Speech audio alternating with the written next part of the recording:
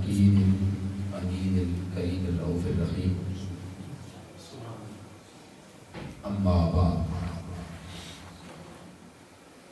فأعوذ بالله من الشيطان الرجيم بسم الله الرحمن الرحيم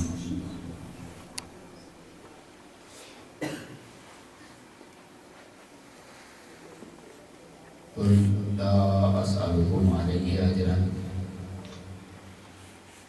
إلا المودة في القربى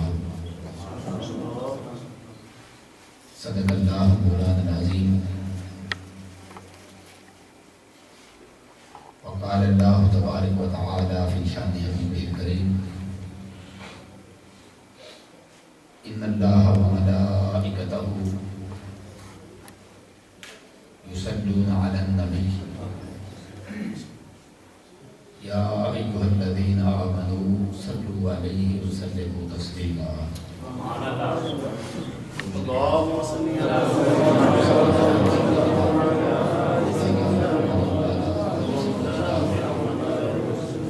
مولانا محمد وبارك وسلم الصلاة والسلام عليك يا سيدي يا رسول الله وسلم عليك وعلى آلك وأصحابك يا سيدي يا رحمة للعالمين الصلاة والسلام عليك وعلى آلك وأصحابك يا خاتم النبيين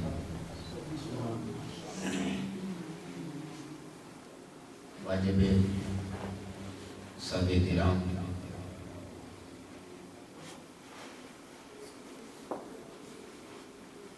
قائدین و رفقائے منہاج القرآن وابستگان کارکنان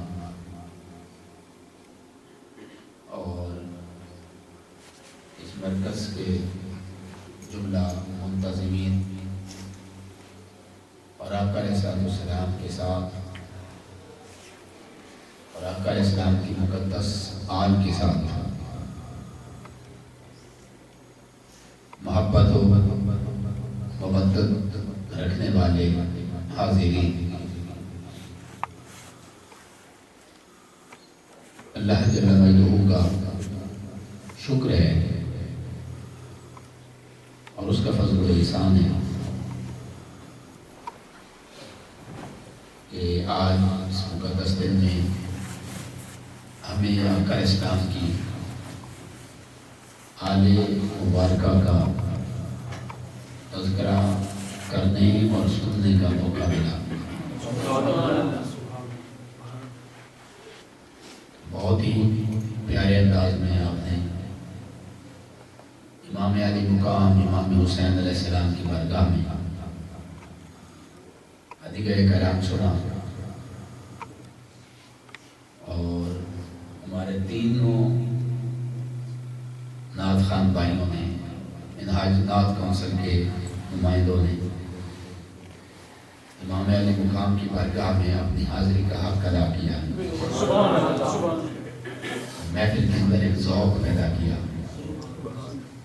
اللہ رب العزت سب کے اس ذوق کو اور اس قلبی کیفیت کو قائم و دائم فرمائے اور اپنی بارگاہ کی خصوصی رحمتیں اور برکتیں سب پر نازل فرمائے اور آج ہمارے دہار کی محبت و غلامی میں زندہ رکھے، اسی پر موت عطا فرمائے اور ہمارے منہاج القرآن کی مرکزی تنظیم کے ساتھی محترم رانا وقار صاحب، محترم بھائی عامر صاحب اور دیگر جتنے بھی ساتھی مرکز سے آئے، ہماری مرکزی مجلس شورا کے صدر سبھی احباب کو وہاں سے ہم آنے پر میں مبارکباد پیش کرتا ہوں۔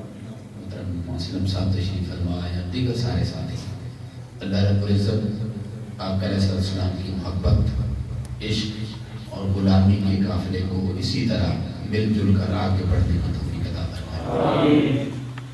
یہ قافلہ حسینی قافلہ ہے اور یہ مشن حسینی مشن ہے۔ ہماری منزل بھی وہی ہے جو سیدنا امام علی مقام علیہ السلام کی منزل تھی۔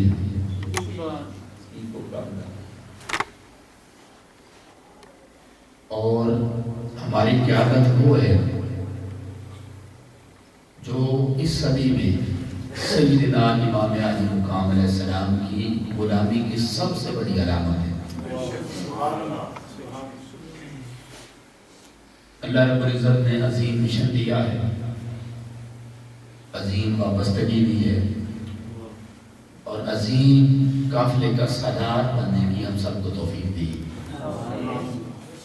اللہ کی بارگاہ میں دعا ہے کہ یوم حشر جب سیدنا امام علی مقام علیہ السلام کی قیادت میں چلنے والے ان 72 مقدس تنوں کو بلایا جائے تو ان کی غلامی رکھنے والے منہاج القرآن کے سارے رفقاء کو مثال کھڑا کیا جائے کہ انہوں نے بعد کے زمانے میں امام علی مقام علیہ السلام کے اسی مشن کو آگے بڑھانے والے اسی مشن کا حصہ بنے تھے۔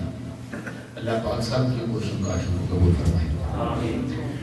سیدنا امام علی مقام علیہ السلام کے ذکر کی محفل ہے، ان کے حوالے سے ہی چند باتیں آپ کو سمجھانا چاہتا ہوں، بیان کرنا چاہتا ہوں، تاکہ اللہ رب العزت ہم سب کو سیدنا امام علی مقام علیہ السلام کی بارگاہ کے ساتھ حقیقی تعلق کی غلامی عطا فرمائے، اور ہم جان لیں اس گھرانے کی غلامی میں اللہ رب العزت نے کون کون سے اپنی بارگاہ کی عظیم تر انعامات چھپا رکھے۔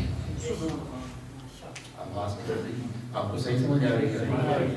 مجھے یوں لگتا ہے آواز میں گونج ہے، میں آہستہ بول رہا ہوں، تیز بولوں گا زیادہ ہوگا، ایکو کم کر دیں، بیس زیادہ کر دیں، ایکو کم کر دیں۔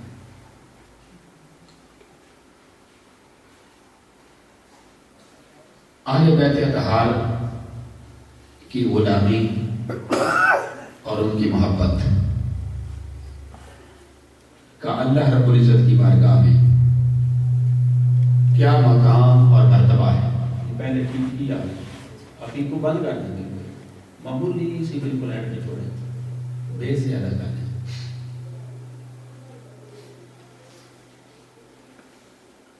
آپ سبھی احباب کلمہ کو ہیں یا نہیں؟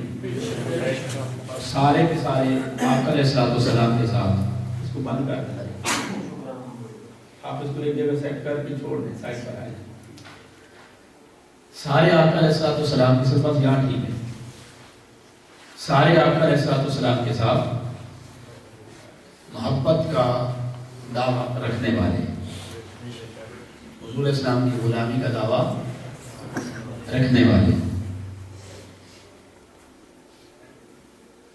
اب اس کے کچھ تقاضے ہیں، آقا علیہ السلام کی غلامی کے کچھ تقاضے ہیں۔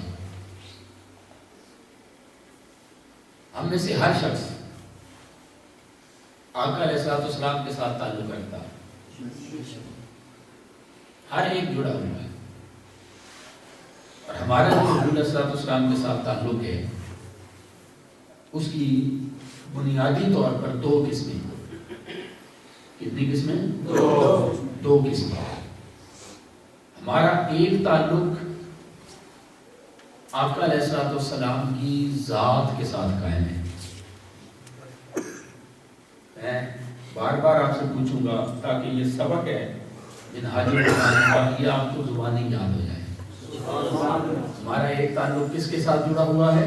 حضور کی ذات کے ساتھ جڑا ہوا ہے، اور ہمارا دوسرا تعلق آقا علیہ السلام کی تعلیمات کے ساتھ جڑا ہوا ہے۔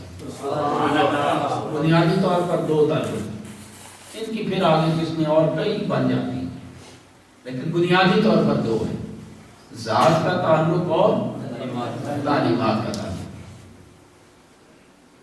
تعلیمات کے تعلق کو شریعت کہتے ہیں، تعلیمات کے تعلق کو شریعت کہتے ہیں۔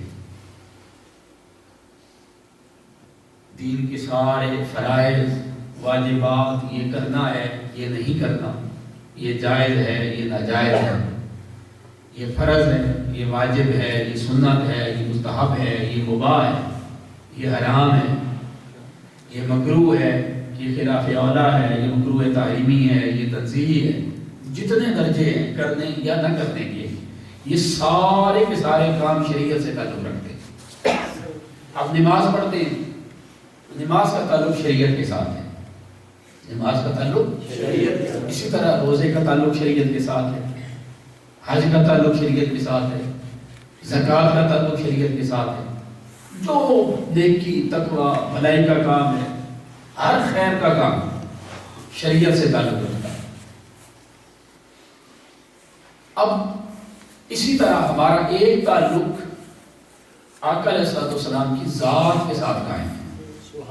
کس کے ساتھ؟ ذات کے ساتھ۔ شریعت کے تعلق، تعلیمات کے تعلق کو شریعت کہتے ہیں، اور ذات کے تعلق کو محبت اور عشق کہتے ہیں۔